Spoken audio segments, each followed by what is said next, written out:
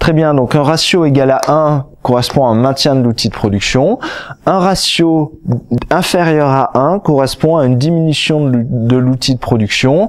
Si mes investissements sont inférieurs à mes dépréciations et les amortissements, ça veut dire que je n'investis pas suffisamment pour renouveler mon outil de production, donc sa valeur et sa capacité diminuent. Si par contre c'est supérieur à 1, ça veut dire que j'investis plus qu'il ne faut pour le renouveler, donc on peut considérer que c'est un accroissement de mon outil de production.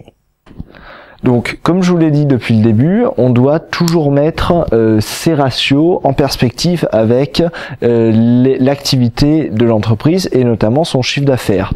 Donc ici, prenons un exemple. Si par exemple, je vois que le ratio investissement sur D&A est supérieur à 1, donc que j'ai un accroissement de mon outil de production, mais que en même temps le chiffre d'affaires est en diminution, ça doit vous interpeller.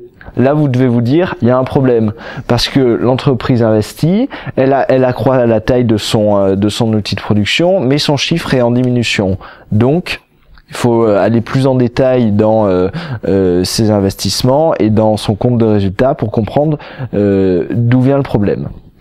Au contraire, si l'investissement sur les D&A est inférieur à 1, mais que son chiffre d'affaires augmente, là aussi ça doit vous interpeller, parce que son outil de production diminue, mais le chiffre d'affaires augmente.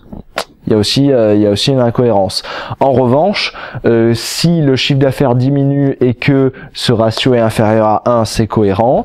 Et si le chiffre d'affaires augmente et que ce ratio est supérieur à 1, c'est cohérent aussi. C'est-à-dire que l'entreprise, elle investit plus que nécessaire, donc elle accroît son outil de production, donc son chiffre d'affaires augmente.